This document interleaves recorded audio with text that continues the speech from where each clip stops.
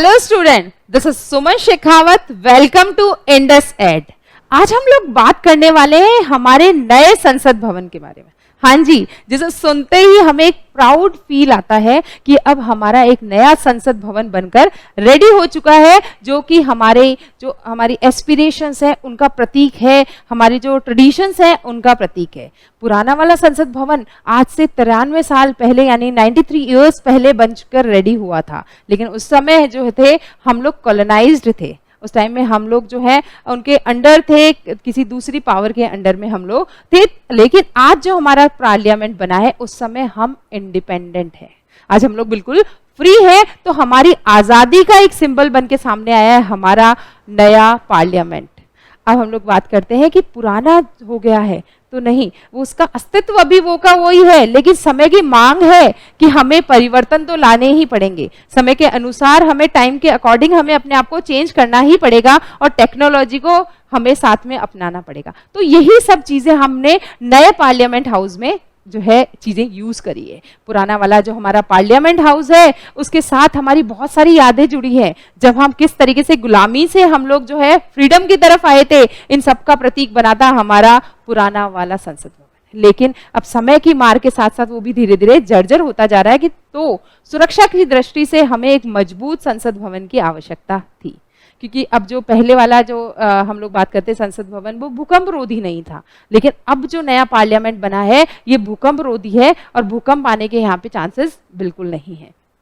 तो समय की मांग के अनुसार हमने परिवर्तन जो है होता रहता है, तो यही परिवर्तन हमें मिला है हमारे न्यू पार्लियामेंट बिल्डिंग के रूप में, जिसका इनॉग्रेशन जो है 28 मई 2023 को कर दिया गया है। अब हम लोग देखते हैं कि ये न्यू हमारा जो पार्लियामेंट हाउसेस में ऐसी क्या खासियत है जिसको इतना खास बनाती है। तो पहली खासियत तो यही है कि वो हमारे जो है एस्पिरेशंस का सिंबल है, वो हमारे भारतीयता की जो है पहचान है, वो आजाद भारत की एक हम लोग कह देंगे ना एक बहुत बड़ी मजबूत नींव बन चुका है। तो आइए स्टार्टिंग करते हैं एक स्टेटमेंट के साथ में। अब इसमें हमने कहा है जो हमारा न्यू जो पार्लियामेंट हाउस है वो उसकी एक एक नींव की एक एक ईंट जो है वो हमारे सिटीजन्स के जो है एस्पिरेशन, आकांक्षाओं से भरी हुई है, और साथ ही यहाँ के जो गलियारे हैं, बरामदे हैं, वहाँ पे भारतीयों की या भारतीय जो सिटीजन्स है उनकी गूंज सुनाई देती है, उनकी आवाज की हमें जो है इको सुनाई देती है। तो मतलब यहाँ पे क्या है, सारा डेमोक्रेटिक जो हम लोग बात करते हैं ना, वो पूरा का पूरा माहौल हमें दिखाई देता है। कहाँ पे? हमारे न्यू पार्लियामेंट बिल्डिंग के अंदर। हमारा जो पुराना वाला जो पार्लियामेंट हाउस था वो 1927 में बनकर रेडी हुआ था, और उसके आर्किटेक्ट थे लुटियंस और बेकर। और अब जो हमारा नया पार्लियामेंट हाउस बनकर रेडी हुआ है उसका पूरा का पूरा श्रेय जा रहा है आर्किटेक्ट बिमल पटेल को, जो 2019 में अपने आर्किटेक्चरल इसी सब चीजों के लिए उनको पद्मश्री भी मिल चुका है। नरेंद्र मोदी जी ने एक सपना दिखाया था और उसको साक्षात हमारे सामने प्रेजेंट किया है, वो है आर्किटेक्ट।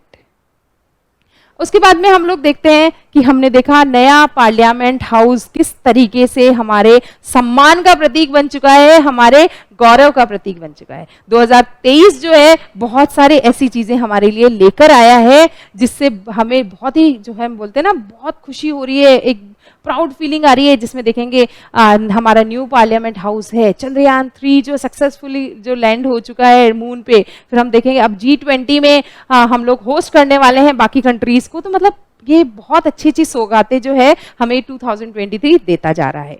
तो ये देखते हैं न्यू पार्लियामेंट बिल्डिंग में ऐसी क्या क्या चीजें थी जिसको खास बनाती है। पहले तो हम कहते हैं कि हमारी जो नई पार्लियामेंट है ये किसका सिंबल है? ये है डेमोक्रेटिक हेरिटेज का, हमारी विरासत का, लोकतांत्रिक विरासत का प्रतीक है, और साथ ही साथ नेशनल प्राइड का भी सिंबल है। यानी कि ये जो है ऐसा नहीं है कि पूरी तरह से मॉडर्न हो चुके हैं तो हमने हमारी संस्कृति को पीछे छोड़ दिया, नहीं, हमारे यहाँ पे जो है हम कल्चर, हमारी जो हेरिटेज है उसको साथ ले लेके चल रहे हैं, और साथ के साथ में हम नई नई टेक्नोलॉजी के साथ भी जुड़ते जा रहे हैं ताकि हम समय के साथ कहीं पीछे ना रह जाएं। तो अब इसके आगे हम देखते हैं, थोड़ा सा हम लोग चीजें कंपेयर करते हैं कि पुराना वाला जो पार्लियामेंट हाउस और नया वाला पार्लियामेंट हाउस है उनमें ऐसे क्या क्या चेंजेस है, तो थोड़ा सा उनका ब्लूप्रिंट का समझ देते हैं ताकि हमें क्लैरिटी आ जाएगी। तो हम लोग देखते हैं ये पहले वाला हमारा पार्लियामेंट हाउस है और ये हमारा नया वाला पार्लियामेंट हाउस है। पुराना वाला जो पार्लियामेंट हाउस था ना वो सर्कुलर शेप का था और अभी वाला जो है वो ट्रायंगुलर शेप का है। अब कहा कि पहले वाले में ऐसे क्या इशू आ रहे थे, कोई इशू नहीं आ रहे थे।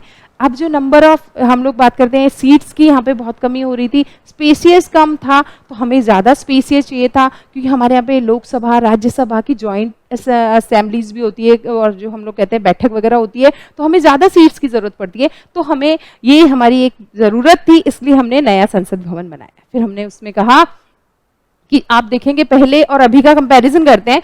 पहले जो हमारा जो संसद भवन था उसमें लोकसभा की सिटिंग अरेंजमेंट यहाँ पे था और अब जो है नया आप देखेंगे इस तरीके से यहाँ पे किया गया है।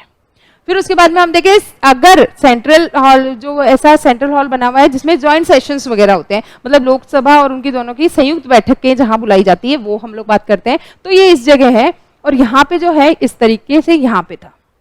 ये सेंट्रल हॉल था जहाँ पे जॉइंट मीटिंग्स हुआ करती थी। फिर उसके बाद यहाँ पे सेंट्रल लॉज बनाया गया है। फिर हम लोग यहाँ पे देखते हैं कि जो है सेंट्रल हॉल ये हो गया। फिर हम गए कॉन्स्टिट्यूशनल हॉल। अब देखिए एक नई चीज हमारे लिए क्या है, कॉन्स्टिट्यूशनल हॉल बनाया गया हमारी नई वाली बिल्डिंग के अंदर, जो पार्लियामेंट बिल्डिंग, उसके अंदर हमारी सांस्कृतिक धरोहरों को बहुत बोलते हैं ना हम लोग, संजो के रखा गया है। हमारे जो कॉन्स्टिट्यूशन की एक यहाँ के अंदर जो कॉपी रखी हुई है, यहाँ पे हमारी जो और भी ऐसी विरासतें हैं उनको यहाँ पे संभाल के रखा गया है।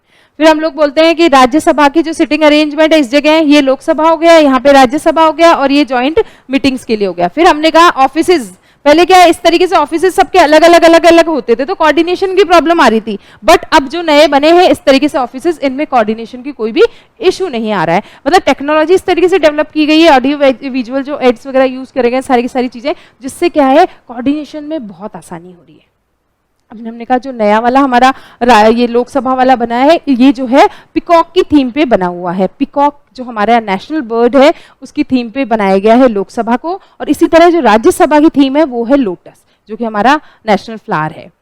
फिर हमने कहा हर चीज यहाँ पे मतलब सोच समझ के रखी है, ट्रेडिशन को ध्यान में रखते हुए, हमारे कल्चर को ध्यान में रखते हुए कही है। अब हमने कहा इसमें एंट्रेंस कितनी है, तो इसमें 3 एंट्रेंस है। 3 एंट्रेंस का नाम दिया गया है ज्ञान द्वार, शक्ति द्वार और कर्म द्वार। ऐसे ही नाम नहीं दिए गए हैं, कितनी बड़ी बात कही है, ज्ञान, शक्ति और कर्म के द्वार है हमारे न्यू पार्लियामेंट के।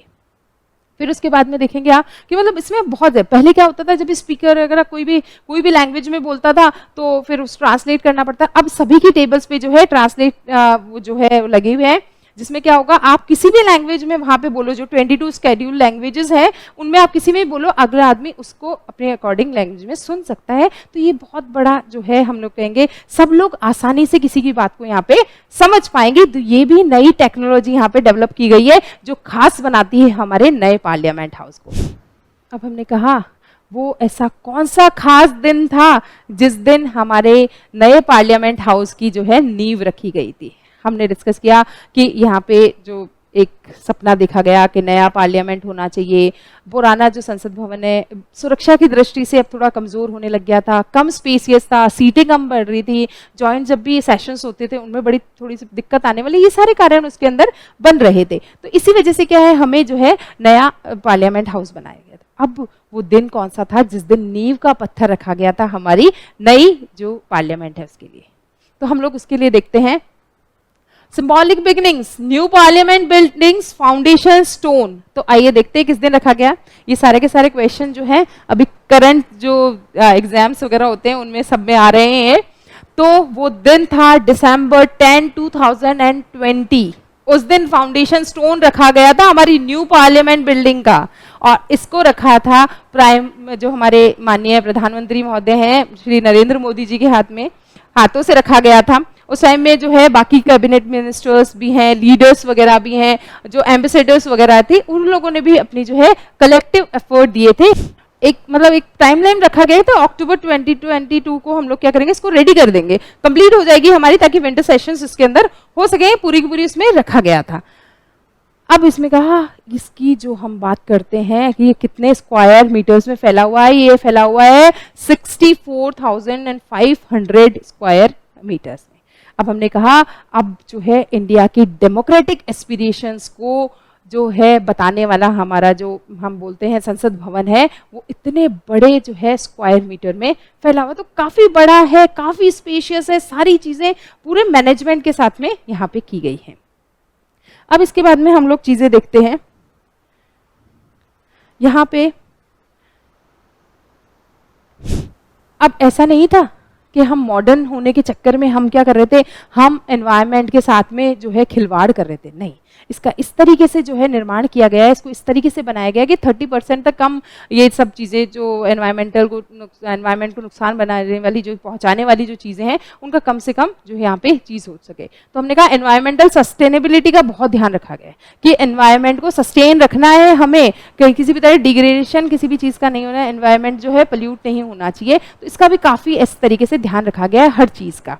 अब इसमें क्या है देखिए, integrate sustainable design practices to minimise the building's environmental impact, मतलब इस तरीके की वहाँ भी चीज़ें यूज़ करी है जिससे एनवायरमेंट को जो है जो नुकसान कम से कम हो, ऐसी चीज़ों को करा गया। देखिए जीरो तो नहीं कह सकते, लेकिन मिनिमाइज करने की बहुत ज़्यादा कोशिश यहाँ पे की गई है ताकि जो यहाँ का अंदर का जो माहौल है ना वो उसी तरीके से रह सके और जो है एनवायरमेंट जो है हैम्पर्ड ना हो। Utilise energy efficient system, renewable energy sources and water saving technology, ऐसे ऐसे इसमें तरीके अपनाए गए हैं जिससे एक तो क्या है हम लोग ऐसे सिस्टम यूज करें जो रिन्यूएबल है, ऐसे हम सोर्सेज यूज करें हमने एनर्जी के जो वापस रिन्यू हो सके, ऐसे नहीं है कि खत्म होने वाले हैं जैसे कि हम सोलर एनर्जी वगैरह है, इन सब चीज़ों को यूज़ वहाँ पे किए गए हैं।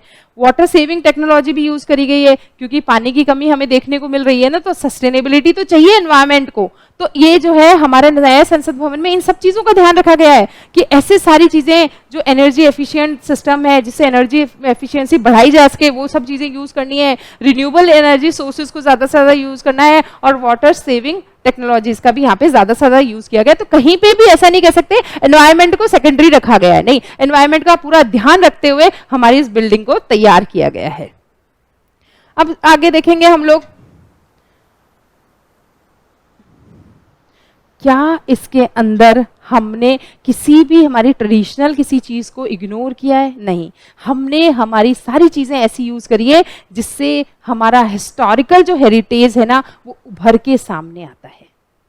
अब हम देखते हैं, if the country has a rich cultural और historical background consider integrating element that pay homage to its heritage. इसमें कहा गया है हमारी ये कंट्री ऐसी जो डाइवर्सिटी है, इतना कल्चरल आपको चेंज, मतलब आपको आप जगह से एक दूसरे जगह जाओ आपको कल्चरल इतना ज्यादा डाइवर्सिटी मिलती है ना, तो उस एक एक डाइवर्सिटी को कोशिश की गई है कि हम हमारे नए संसद भवन में यूज करें और होमेज दें हमारे इस कल्चरल डाइवर्सिटी।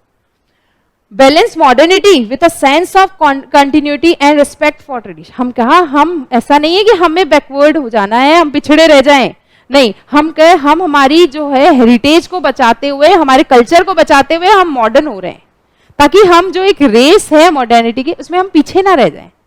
हम जो है पैरेलल चला रहे हैं दोनों चीज़ों को, किसी भी ऐसा नहीं है कि हमारा कल्चर आपको कहीं पे भी पीछे छूटता हुआ नजर आ रहा है। जब आप देखने जाएंगे संसद भवन को तब आपको एहसास होगा कि कितना हमारी जो ट्रेडिशंस का, हमारे कल्चर का, हिस्ट्री का हमारे इसमें ध्यान रखा गया है।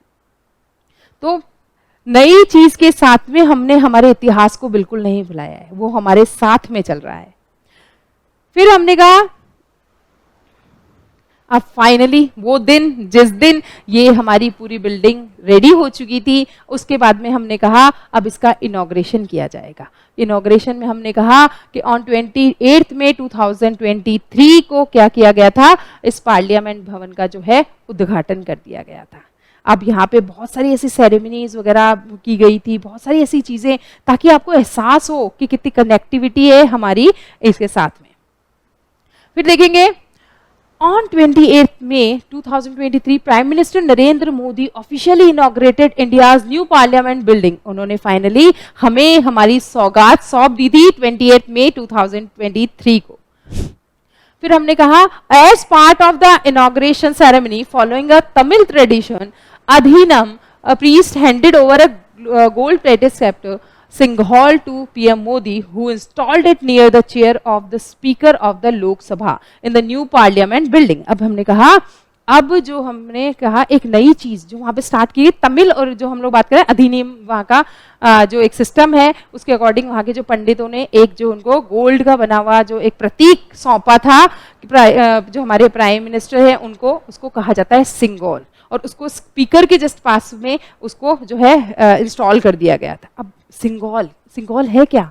सिंघौल जो है एक तमिल ओरिजिन वर्ड है जिसका मतलब होता है राजदंड। हम लोग जो हिंदी में उसको राजदंड कहेंगे। पहले के टाइम में क्या होता था, जब भी पावर ट्रांसफर होती थी, जब नया राजा बनता था तो उसको दिया जाता था पावर के रूप में कि अब ये जो है आपको इस राजदंड को संभालना है, और कहीं पे भी आप एज ए ह्यूमन वीक मत पड़ जाना। जब आपके सामने भी कोई ऐसा हो तो आपका साथ किसका देना, आपको हमेशा ध्यान रखना है कि जस्टिस को आपको वैल्यू करना है। आपके लिए जो है पूरी अर्थ एक जो है क्या होगा, एक परिवार होगा, तो आप किसी एक के भले के लिए दूसरे को आप नुकसान नहीं पहुंचाएंगे। और इसमें आप अपने देश की, अपनी जगह की जो जहाँ के आप राजा हो उसकी प्रॉस्पेरिटी का भी आपको पूरा ध्यान रखना है। तो सिंघौल जो है ये जो चोल डायनेस्टी थी ना, तब से ये एक ट्रेडिशन चला आ रहा था जिसमें एक नया राजा जब बनता था तो उसको पुराना राजा ये दिया करता था। अब ये कहते हैं, अब थोड़ा सा सिंघौल के बारे में देखते हैं। सिंघौल क्या है, एक लंबी सी पूरी गोल्ड की बनी हुई है, उसके ऊपर एक नंदी जी विराजमान है जो कि जस्टिस को सिंबलाइज करते हैं। उसके नीचे एक राउंड कलर का एक स्फीयर बना हुआ है जो अर्थ को सिंबलाइज कर रहा है, और उनके नीचे लक्ष्मी माता की एक छोटी सी मूर्ति है जो कि प्रॉस्पेरिटी को सिंबलाइज करती है। तो हम लोग कहते हैं जब हम इंडिया आजाद हुआ था तो सी राजगोपालाचारी ने ये जो है उनको दिया था, जो नेहरू जी थे उनको दिया था कि अब हम जो है ये सत्ता हस्तांतरण हो चुका है, पावर ट्रांसफर हो चुका है, अब हम कॉलोनाइज नहीं है, अब हम फ्रीडम हो चुके हैं, अब सारी गवर्नमेंट को हम हमारे हिसाब से चलाएंगे। तो अब देखेंगे आप कि इस तरीके से जो है शुरुआत हुई थी हमारे नए संसद भवन की, इस तरीके से सब चीजें हुई। पूरे दिन ये सब चीजें चलती गई। इसमें सब खास बात देखिए, सर्वधर्म जो प्रेयर भी की गई थी, सब धर्मों की इसमें प्रेयर की, क्योंकि हम तो इंडिया में रहते हैं ना, यहाँ पे तो एक सेक्युलर स्टेट में सारे धर्म बहुत प्रेम से मिलजुल के एक साथ रखते हैं, तो यहाँ पे एक सर्वधर्म सभा भी रखी गई थी।